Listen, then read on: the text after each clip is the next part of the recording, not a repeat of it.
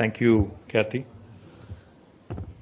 Honorable President of FTCCI, Shri Ramakant Ainani ji, Bhaskar Reddy Garu, to my Principal Secretary Jayesh Ranjan ji, to Mr. Agarwal, and to the Chairman of the jury today, Shri Ravindra Modi ji. Modi साहब, आपका भाई का नाम नरेंद्र मोदी है क्या? चलो, कम से कम एक मोदी तो हमारे फैन है। आपने कहा कि आप हमें पसंद करते हैं, कम से कम वो तो हमारे लिए अच्छी बात है, बहुत अच्छी बात। Thank you.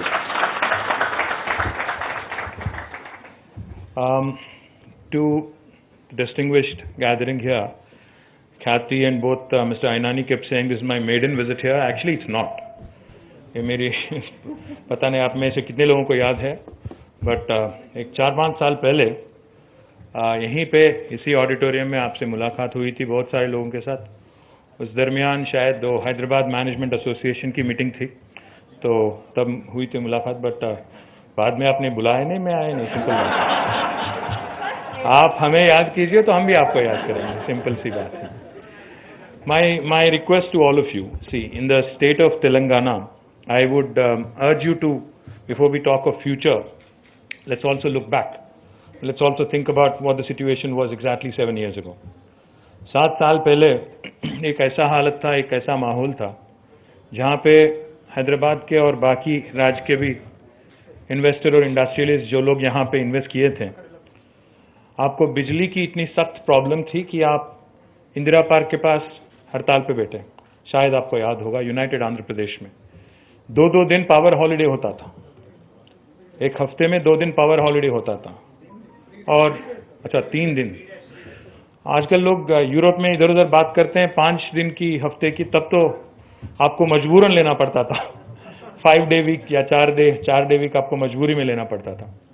And not only did the industry suffer as a result, but even the industrial workers, lakhs of them, जिनकी रोजी रोटी अब उनकी काम से मिलती है, उनको भी बहुत सारा तकलीफ होता था।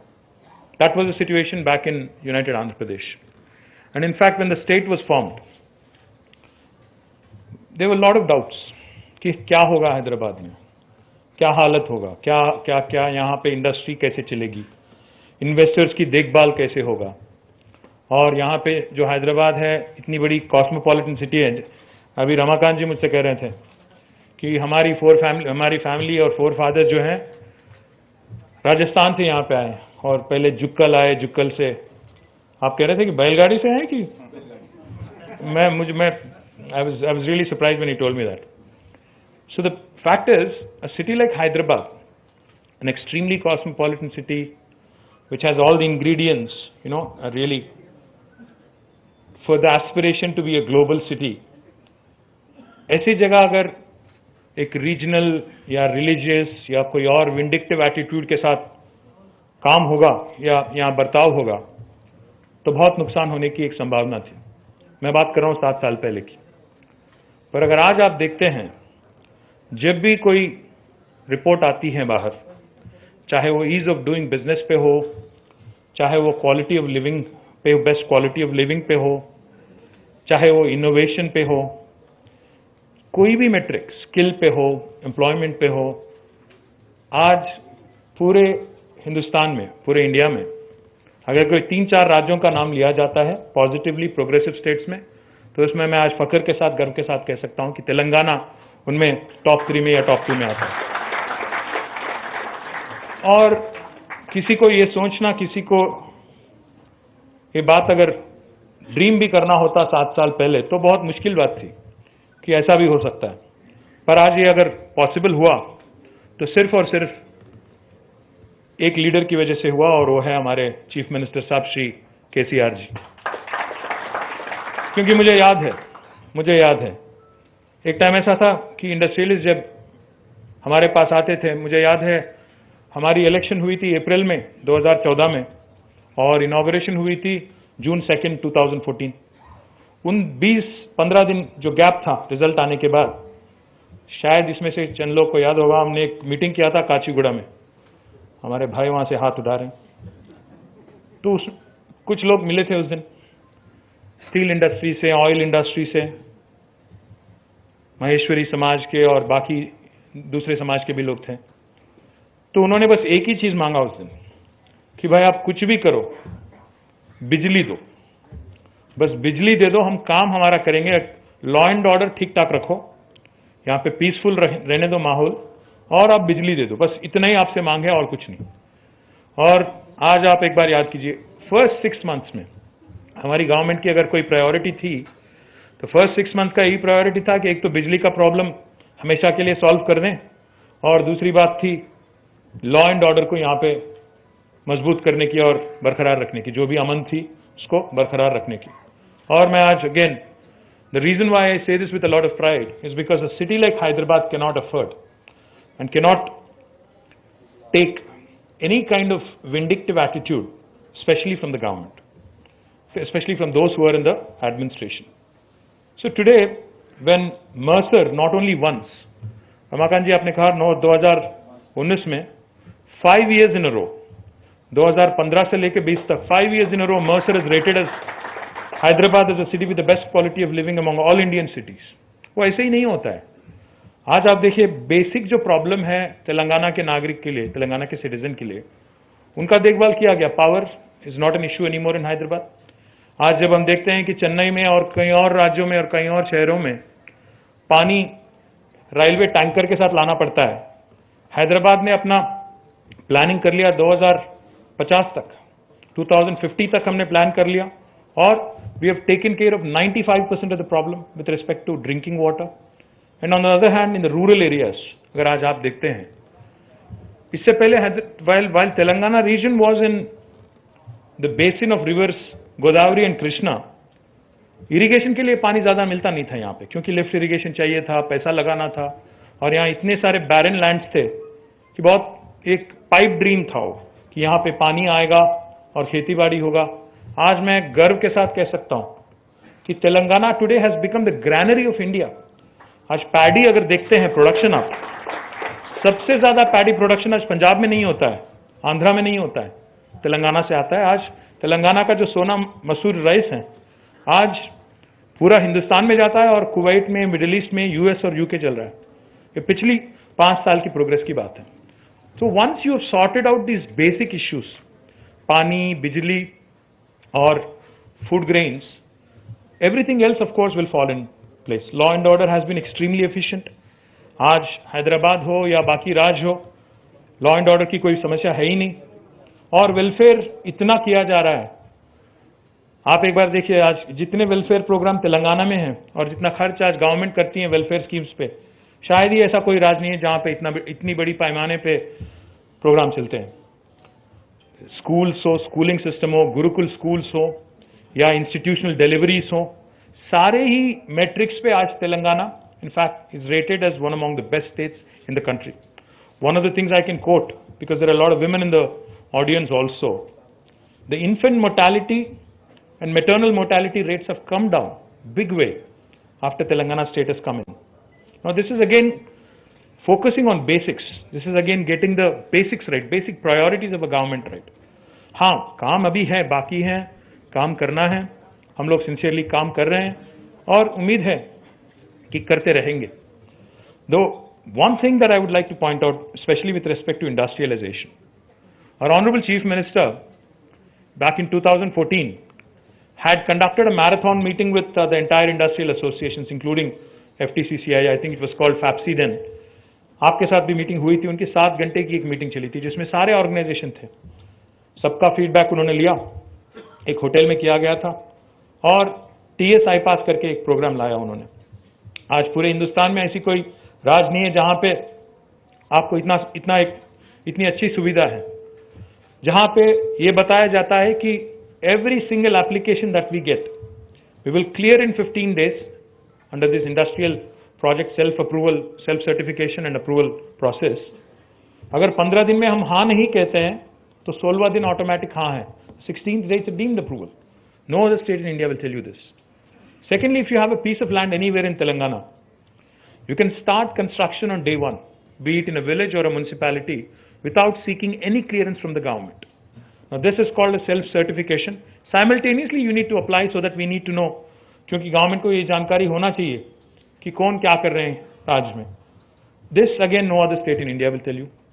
और जयेश रंजन जो है हमारे 1992 बैच के IAS टॉपर है पूरे हिंदुस्तान में. आज अगर जयेश रंजन भी अगर गलती करते हैं और 15 दिन में अप्रूवल नहीं देते हैं, उनको भी फाइन लगता है 1000 रुपये का. अभी तक तो लगा नहीं, लगाने की जरूरत नहीं पड़ी क्योंकि जयेश इतने एफिशिएंट है. हमने 13,826 अभी तक industrial project approval TS IPAS के जरिए हमने अप्रूवल दिया है. 2,04,000 करोड़ से ज्यादा इन्वेस्टमेंट तेलंगाना में आज तक पिछले 6 साल में मिला है. 14 लाख से ज्यादा, 14.5 लाख से ज्यादा डायरेक्ट एम्प्लॉयमेंट का प्रॉफिट और बेनिफिट हुआ है तेलंगाना की यंगस्टर्स को. ये सारे जो हैं मेट्रिक्स जो हैं ऐसे ही नहीं आते हैं, ऐसे ही नहीं बनते हैं. इन्वेस्टर ऐसे ही नहीं आते हैं. कोई अगर कोई अमेजॉन आ रहा है, कोई एप्पल आ रहा है, गूगल आ रहा है, तो ये ऐसे ही नहीं चल के आते हैं. पूरा मतलब तुलना करते हैं, कंपेयर करते हैं कि कौन राज्य क्या प्रोवाइड करता है और कहाँ पे स्टेबिलिटी कैसा है. आज अगर तेलंगाना अट्रैक्ट कर रही है इंडस्ट्रीज, वो इसलिए क्योंकि हमारे चीफ मिनिस्टर जो है एक्सट्रीमली एफिशिएंट हैं, एक्सट्रीमली कॉन्फिडेंट हैं और उनकी जो ध्यान है बेसिक्स पे है. बेसिक्स को करेक्ट करने में उनकी ध्यान है. मैं जानता हूं there is scope for improvement. I know that there is scope for improvement. Industrial incentives देने हैं. इनफैक्ट पिछले मार्च में जब हमने बजट इंट्रोड्यूस किया था, we had allocated 1,500 crores for industrial incentives. Unfortunately, right after that, we were all locked down, pandemic, all of this has hit, and state finances, central finances, everything has gone haywire. Unfortunately, we could not deliver on the industrial incentives last year, but I assure you, in the upcoming year, in the next budget, we will certainly ensure that all of your industrial incentives are cleared, and I will take it to the notice of the Honorable Chief Minister. Ramakant ji, आपने एक बात कहा कि जो आत्मनिर्भर package थी, it has been ineffective और उससे ज्यादा फायदा नहीं मिला. पता नहीं इसमें अगर किसी को मिला या ना मिला, मुझे तो नहीं पता. बात हुई थी 20 लाख करोड़ पैकेज की. अब इसमें से 20 लोग ऐसे हैं, पता नहीं मुझे इस रूम में जिनको फायदा मिला. मैं तो किसी को मिला नहीं आज तक जिनको 20 लाख करोड़ पैकेज से कोई फायदा मिला. बातें किए गए बट हुआ नहीं कुछ. मैं उम्मीद करता हूं कि जो बजट केंद्र सरकार रखेगी 1 फरवरी को, हम उम्मीद कर रहे हैं, ना सिर्फ मैं पर्सनली बल्कि पूरा हिंदुस्तान में जितने भी उद्योगपति हैं, सारे ही लोग उम्मीद कर रहे हैं कि कोई अच्छा स्टिमुलस पैकेज मिले जिससे फिर इकोनॉमी बैक ऑन ट्रैक आए और फिर हिंदुस्तान की जीडीपी जो स्लिप करते आई पिछले 8-10 क्वार्टर से, 12 क्वार्टर से इनफैक्ट, फिर एक बार रिवाइव हों और जल्द से जल्द फिर से बाउंस बैक करें. हम भी उम्मीद कर रहे हैं, हम भी लिखते जा रहे हैं, उनको चिट्ठी पे चिट्ठी लिख रहे हैं.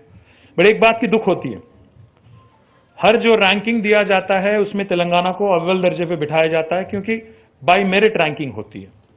बट जब बात होती है कुछ एलोकेशन देने की, इंडस्ट्रियल कॉरिडोर करने की, या एक हाई स्पीड रेल देने की, या डिफेंस इंडस्ट्रियल प्रोडक्शन कॉरिडोर बनाने की, फिर हम रह जाते हैं देखते देखते और कहीं और जाता है वो इसलिए क्योंकि नंबर्स जो है, आज हिंदुस्तान में नंबर्स की गेम ज्यादा चलती है. 80 सीट अगर आपके पास हैं तो आप राज करेंगे. अब अनफॉर्चुनेटली वी ओनली हैव 17, तो आज हमें देखना पड़ रहा है.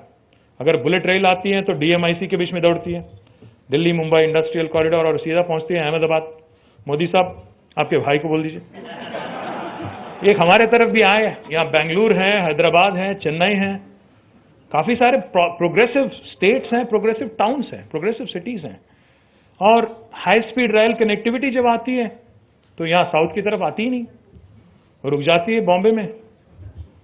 मैं क्या कह रहा हूं कि अल्टीमेटली अगर एक देश को प्रॉस्पर करना है, जो मोदी साहब बार बार कहते हैं सबका साथ सबका विकास, उस बात पे अगर विश्वास हो, विश्वास तब होगा जब बातें काम के रूप में बदल जाएंगे, तो ट्रांसलेट होगा रियलिटी में.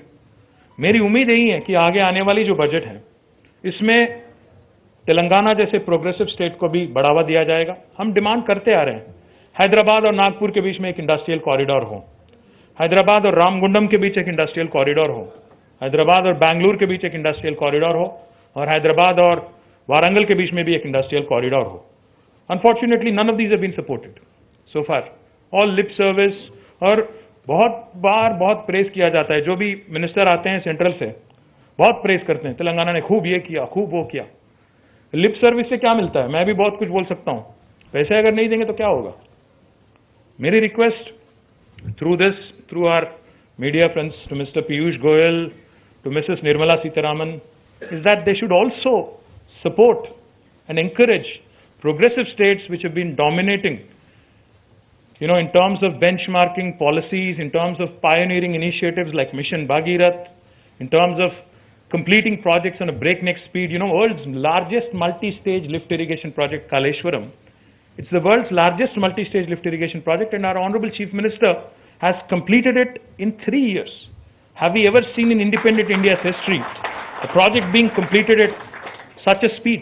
आज हिंदुस्तान की तारीख में कोई चीफ मिनिस्टर ने, कोई राज्य सरकार ने ये काम करके दिखाया? इतनी जल्दी, इतनी तेजी से कोई प्रोजेक्ट खत्म हुआ कभी? ऐसी परफॉर्मिंग राज्य को, ऐसी प्रोग्रेसिव स्टेट को बढ़ावा देना केंद्र सरकार की जिम्मेदारी है, क्योंकि राज्य जब मजबूत होंगे, स्टेट जब मजबूत होंगे, we have to remember, stronger states will lead to stronger country. Definitely we need to support progressive states like Telangana. I hope Government of India will actually positively support us, because we've been doing and planning things at scale. हमने अगर Hyderabad pharma city की बात की तो हमने ना सिर्फ तेलंगाना राज्य की बेनिफिट के, तेलंगाना राज्य के हित में सोचा, बल्कि हिंदुस्तान के हित में सोचा, क्योंकि आज हैदराबाद जो है बल्क ड्रग्स और फार्मास्यूटिकल कैपिटल है हिंदुस्तान का. इस पोजीशन को अगर और कंसोलिडेट करते हैं तो फायदा केवल तेलंगाना को नहीं मिलेगा, पूरा हिंदुस्तान को मिलेगा. आज हैदराबाद है पूरा वर्ल्ड का, पूरा दुनिया का वैक्सीन कैपिटल. आज हम लोग मुंह पे पट्टी बांध के बात कर रहे हैं वैक्सीन क्योंकि हमने लिया नहीं, पर इस वैक्सीन कैपिटल में देखिए अब छोटे छोटे चीज होते हैं. वैक्सीन तो सारा यहां बनता है, 5 बिलियन से ज्यादा डोज यहां बनता है. पूरे दुनिया में जितने वैक्सीन बनता है उसमें 1/3 यहां बनता है. पूरा दुनिया को आज हम सप्लाई कर रहे हैं. But unfortunately vaccine testing lab यहां नहीं होता, वो कसौली जाना पड़ता है, हिमाचल प्रदेश, 1200 किलोमीटर दूर. ये कहां की रीत है? तो ऐसे छोटे छोटे चीज जो मैटर करते हैं एक इकोसिस्टम को और मजबूत करने के लिए, इन पे ध्यान देना चाहिए. बातों से काम नहीं चलता, इन पे ध्यान देना चाहिए, इनको और बढ़ावा देना चाहिए. एक और बात भी मैं कहना चाहता हूं, जैसा मैंने कहा अभी, आज पूरा दुनिया बात कर रहा है कि चाइना से मैन्युफैक्चरिंग मूव करेगा और बाकी देशों में जाएगा. अगर हिंदुस्तान को फोकस करके एक मैन्युफैक्चरिंग डेस्टिनेशन बनना है, we have to think on scale. आज हम लोग फार्मासिटी की जब बात करते हैं, वो 19,000 एकड़ में बनेगा, वो पूरा दुनिया का सबसे बड़ा फार्मा क्लस्टर होगा. तभी हम जाके चाइना से कंपीट कर सकते हैं, क्योंकि जो इकोनॉमीज ऑफ स्केल आती हैं स्केल से, वो फायदा अल्टीमेटली कंज्यूमर को पहुंचेगा, कंज्यूमर को मिलेगा. आज अगर हम टेक्सटाइल पार्क की बात करते हैं तो वारंगल में पूरा हिंदुस्तान का सबसे बड़ा टेक्सटाइल पार्क हमने लॉन्च किया, Kakatiya mega textile park. Unfortunately government of India does not support either the pharma city और the textile park. Electronic manufacturing cluster हमारे 3 हैं, तीनों के तीनों भरे हुए हैं. हम लिखते हैं उनको, कहते हैं और दीजिए, कोई जवाब नहीं मिलता. हैदराबाद को इंफॉर्मेशन टेक्नोलॉजी इन्वेस्टमेंट रीजन का दर्जा दिया गया था यूपीए सरकार ने 2013 में. इंडिया आने के बाद उसको हटा दिया या रहा, वो कुछ नहीं पता. उसके बाद में कोई जवाब नहीं उनके तरफ से, जितनी बार भी हमने मांगा. ये सब अगर नहीं मिलता है, केंद्र सरकार की तरफ से अगर प्रोत्साहन नहीं मिलता है, तो डेफिनेटली जिस तेजी से हम दौड़ना चाहते हैं नहीं दौड़ पाएंगे, क्योंकि अल्टीमेटली हम हिंदुस्तान के एक अहम हिस्सा है और रहना चाहते हैं और तेजी से भागना चाहते हैं और हिंदुस्तान की तरक्की में भागीदार बनना चाहते हैं. Unfortunately that's not happening. That's why you will see, in spite of all this, we have been progressing. In spite of all this, we have been growing both in IT, industry. We have been growing at a good speed. And I assure you, under the leadership of our Honorable Chief Minister, Shri K. Chandrasekhar Rao Garu, we will continue to grow. We will continue to reform. We will continue to create new benchmarks for the rest of the country to follow in all sectors. And Jayesh was just telling me, yesterday when Niti Ayog's Vice Chairman was here, Honorable Chief Minister instructed Jayesh Anjan to think of new ideas and to think of better schemes to promote more and more industrialization in the state of Telangana. So we will also be coming out with मोर, हम बस दूसरों को criticise करने में time बर्बाद नहीं करेंगे, हम अपना भी काम डेफिनेटली और जोर से करेंगे and will come out with better models of incentives, will come out with better ideas. सोच रहे हैं हम कि और क्या किया जा सकता है जिससे हम लोग और इंडस्ट्री तेलंगाना को अट्रैक्ट कर सकते हैं। मैं आपसे बस एक ही चीज रिक्वेस्ट करूंगा, आज जब मैं कहीं जाके कहता हूं, कोई कॉलेज जाके या कहीं और जाके युवाओं को एड्रेस करता हूं, कहता हूं कि तेलंगाना में 13,826 यूनिट्स को हमने परमिशन दिया, जिससे 14 लाख लोगों को, 14 लाख से ज्यादा लोगों को रोजगार मिलेगी, तो बहुत बार ये पूछा जाता है मुझसे कि इसमें से लोकल एम्प्लॉयमेंट आप कितना दे रहे हो। मैं सारे उद्योगपति जो बैठे हैं यहाँ पे FTCCI के लीडरशिप में, मैं आप सभी से बस एक ही रिक्वेस्ट करता हूं कि please higher as many locals as possible, because we are also incentivizing. In fact, if you go for local employment, if you hire more than 80% locals, we are giving you additional incentives.